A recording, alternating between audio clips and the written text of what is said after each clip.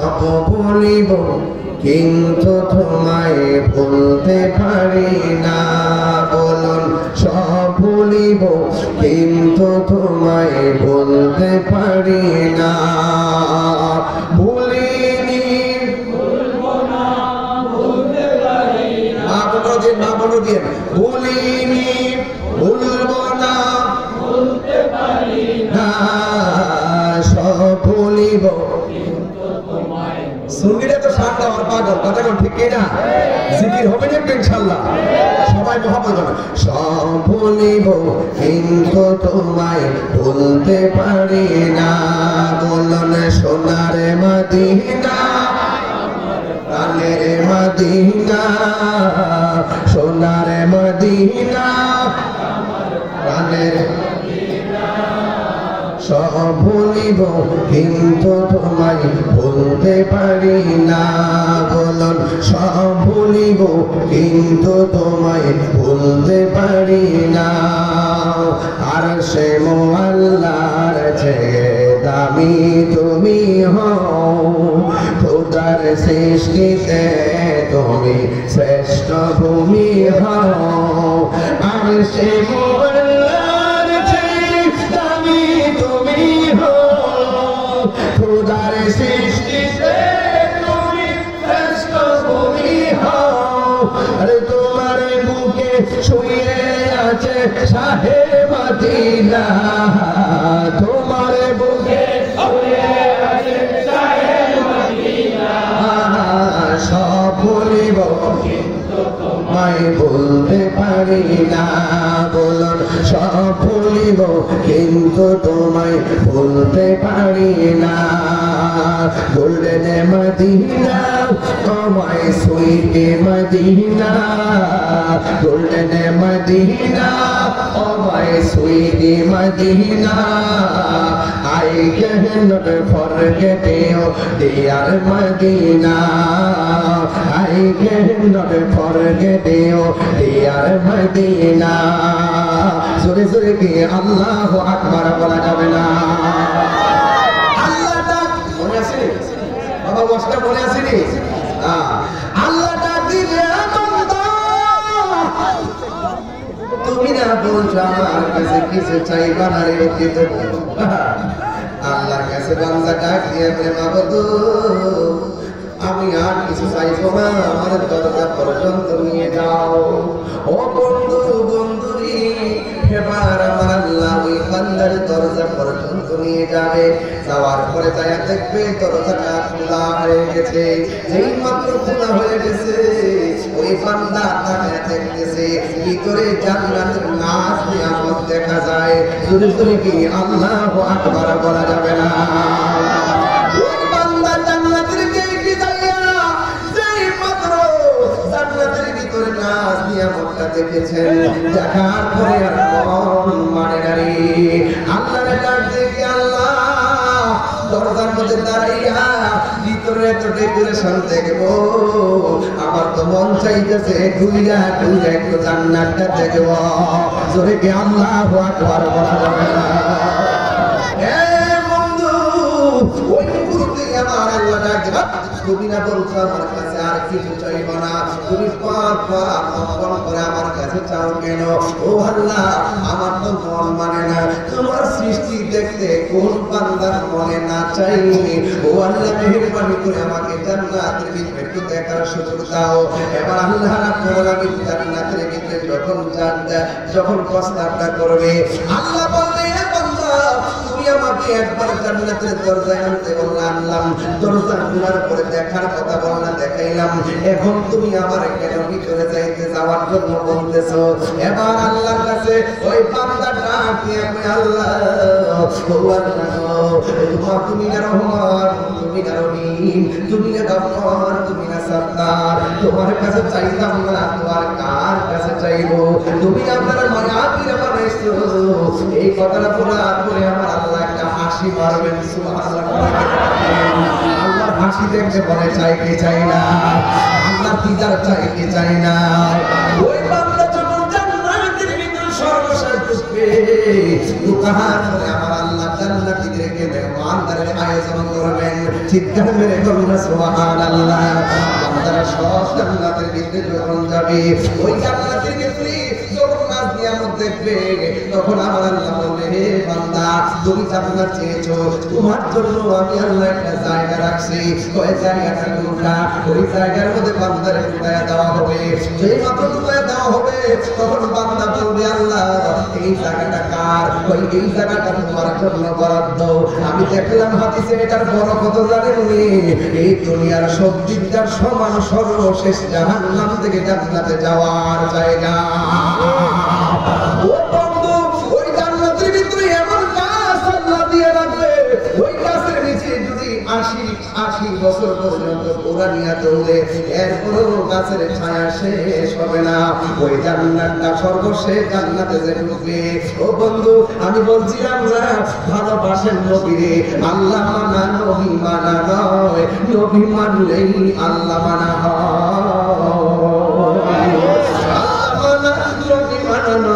নবী মানলে আল্লাহ মানা হয়।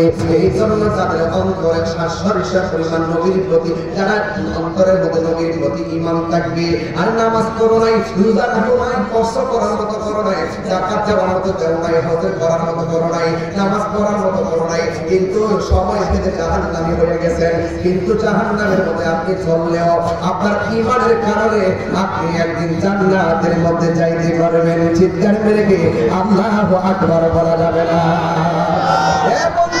ওই জান্নাতের ভিতরে যখন তার ঢুকাইয়া দিবে, ওই বান্দাটা গিয়ে বলবে, আল্লাহ এত সুন্দর বাতাসটা কোথায় থেকে আসে? সব দরজা জানালা বন্ধ, এত সুন্দর বাতাস কোথায় থেকে আসে? আমার আল্লাহ বলতেছে তোমার নিচ থেকে আসে। আরে বাবা, কোরআন শরীফের মধ্যে তো এই আয়াতটাই আমরা পড়েছিলাম, ওয়াবাশশিরিল্লাযিনা আমানু ওয়া আমিলুস সালিহাতি আন্না লাহুম জান্নাতিন তাজরি মিন তাহতিহাল আনহার। ওই জান্নাতের নিচে নহরগুলো প্রবাহিত। আমার নবী আপনার নবী বলেন, ওই নহরটা একটা ট্যাপ দিয়া নহরে পানি ঢুকতেছে, কিন্তু এই ট্যাপটার একটা টাঙ্কি আছে, সুবহানাল্লাহ লেগা, ওই টাঙ্কিটার নাম হলো হাউজে কাউসার। ওই জায়গা থেকে পানি জান্নাতের নিচে ঢুকতেছে। যেই বাতাস লাগে গায়ের মধ্যে শান্তি লাগে, যেই পানি পান করলে তৃষ্ণা জীবনে আর লাগবে না। ও বন্ধু, আল্লাহ বলছেন, ইন্না আ'তাইনাকাল কাউসার। আরে কেমনে নবীর বিরুদ্ধে যাও? আমার বুঝে আসে না রে তোলার উপরের বাবা, ও আমার হুন্নার বাবা, কেমনে নবীর বিরুদ্ধে কথা কয়? আজকে সূর্যের তাপ লাগতেছে, কত কষ্ট লাগতেছে, অথচ এর চেয়ে কোটি কোটি গুণ তাপ করিয়া সূর্যটা মাথার ৮ বিঘা উপরে দাঁড়ায় যাইব। ওই মুহূর্তে মানুষ পানি পানি পানি বলে কাঁদবো। আল্লাহ ছায়া দিলে সেই দিন কোনো ছায়া থাকবে না, মানুষ শুধুমাত্র পানির জন্য কাঁদবে। এ বন্ধু, আমার আল্লাহ বলে, বন্ধু আমি আল্লাহ আপনাকে যেই পানিটা দান করছি, যেই নদীটা দান করছি, ওই নদীর নাম হলো হাউজে কাউসার। সাকাহুর রাব্বুহুম শারাবান তাহুরা। সুন্দর এক ফোঁটা পানি পান করে দিলে জিন্দেগি তোমার পানি তৃষ্ণা লাগবে না। হ্যাঁ যুবকের দল, ও আমার মুরব্বী বাবারা, আমার নবী আপনার নবী রাহমাতুল লিল আলামিনকে আমার আল্লাহ হাউজে কাউসারটা দান করছে। ও বন্ধু বন্ধু, ও বন্ধু রে, আমার নবী আপনার নবী রাহমাতুল লিল আলামিনকে আমার আল্লাহ বলেন, হে বন্ধু আমি আপনাকে হাউজটা দান করছি। আমার নবীর যে প্রশ্ন করা হয়, ও নবী ওই হাউজে কাউসারটার পানি দেখতে কেমন? আমার নবী বলে, হাউজে কাউসারের পানিটা দেখতে দুধের চাইতে আর সাদা। আর বড় করে বলেন না সুবহানাল্লাহ, আর বড় করে বলেন না আল্লাহু আকবার। ওই নদীর মধ্যে কোনো ঢেউ আসেনি, আমার নবীর ঢেউ আছে। ওই ঢেউটা কি দিয়া বানাইছে? দুনিয়ার মেঘনা নদীতে ঢেউ লাগে, ফেনা হয়ে আবার গলে যায়। আমার নবী আপনার নবী বলেন, ওই হাউজে কাউসার যে পানিটা, পানির মধ্যে যে ঢেউ উঠে, এই ঢেউটা আমার আল্লাহ নবীর মুক্তা দিয়া বানাইছে। ও নবী গো, এই পানিটা খাইতে কেমন? আমার নবী আপনার নবী বলেন, এই পানিটা খাইতে মধুর চাইতে আরো মিষ্টি। জিজ্ঞাসা করে, নবী গো এই রং জীবনটা দেখতে কেমন, ওই বরফের চাইতে আর স্বচ্ছ। ইয়া রাসূলুল্লাহ, নবী গো, এই নদীকে আল্লাহ বানাইছে কি? এই নদী দুনিয়ার নদীর মধ্যে পার আছে, ওই নদীটার মধ্যে কোনো পার আসেনি। আল্লাহর হাবিব নবী মুহাম্মদ, আমার আল্লাহ যে হাউজে কাউসারটা আমাদের দান করছে, আর বাবা আমি যে বদল গেছিলাম আল্লাহর কোন রাসূলকে দিয়া, এই কথা বলার পরে আমার কত মুশরিক বানাইছে, বানায়া কাতার দিকে পলায় গেছে। কথা কোন ঠিক না বেটে? ও বন্ধুরে, আল্লাহর কোন রাসূলকে দিয়া বলতে টাকা পয়সা বুঝাইছে রে বাবা। নবী বলছে ইন্নামা আনা কাসিবু আল্লাহু ইউতি, আল্লাহ আমারে দেয়, আমি নবী বন্টন করি। জায়গা তুমি বন্টন না, এই টাকার মধ্যে বন্টন মানে হলো এলেম। এই নবীর পক্ষ থেকে যারা এলেম পাইছে তারা এটা কাউসার আজম হয়ে গেছে। কথা বলেন ঠিক কিনা? ওয়াজের অর্থ বোঝা লাগবে, শানের অর্থ বোঝা লাগবে। ফতোয়াবাজি বন্ধ করেন। এবার ইঞ্জিন টাইমে আমার নবীকে প্রশ্ন করা হয়, ইয়া রাসূলুল্লাহ, ইয়া হাবিবাল্লাহ, নবী গো, এই নদীটা আমার আল্লাহ যে দুইটা পার বানাইছে, এই পার গুলো আমার আল্লাহ কি দিয়া বানাইছে? আমার নবীর নূরানি জবান মুবারকে বলেন, এই নদীর পাহাড় গুলো বানাইছে ওই দুনিয়ার মাটি দিয়া পার বানায়। আল্লাহ হাউজে কাউসার নদীর পার বানাইছে স্বর্ণ দিয়া। ইয়া রাসূলুল্লাহ, নবী, ওই নদীর নিচে মাটি আছে নি? আপনারা জবান করে বলুন, আমার নবী দেখার ক্ষমতা আছে না নাই? নবী বলে সারা পৃথিবীটারে আমার কাছে এমন ছোট্ট বানাইয়া দিছে, আমি নবী উপরে যেমন দেখি, নিচে দেখি, সামনে যেমন দেখি, পিছনেও তেমন দেখি। তোমাদের কাছে অনেক দূর দূর মনে হয়, আর আমি নবীর কাছে হাতের তালুতে সৃষ্টি জগৎ মনে হয়। আল্লাহ রাব্বুল আলামিন, আমার নবী হলো রাহমাতাল লিল আলামিন। আল্লাহ দিয়েছে নবীকে সম্মান। কে দিয়েছে? এই নবীর শান শুনে কি শরীর চুলকায়? শান্তি লাগে? আল্লাহ দিয়েছে নবীকে সম্মান, তোমার হিংসায় হবে কি? নবীর সহনে বেয়াদবি করলে। আমি আধা ঘন্টা এক ঘন্টা ওয়াজ করতে পারি ইনশাআল্লাহ। আপনাকে মনে গেছে আমি অনেকটা ওয়াজ করতেছি, আমি কিন্তু ঢুকাই দিছি আপনারে। প্রেমের আগুন জ্বলে দ্বিগুণ রে,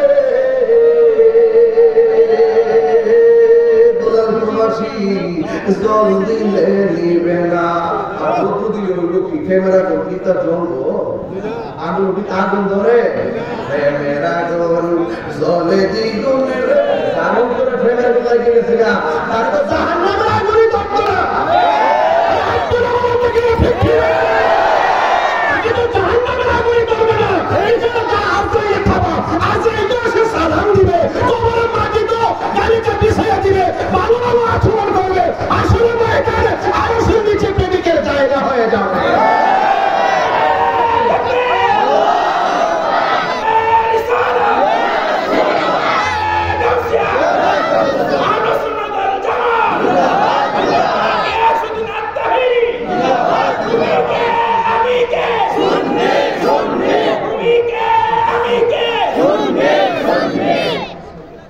আল্লাহ পাকের কথা কেন কষ্ট আছে আপনাদের? নবী সারা আমাদের কোনো উপায় আছে? কবরে নবী থাকার ক্ষমতা আছে না নাই? হাসরে নবী থাকার ক্ষমতা আছে না নাই? এখানে তার মাতবুরি চলবে না, সেখানে আমার নবী পাক রাজত্ব করবে। তো সেই নবীর যদি নবীর বিরুদ্ধাচরণ করে, ওই নবীর সামনে কি চেহারা দেখাতে পারবে? কবর জায়গা থেকে কেউ যাবে না, কেউ যাবে?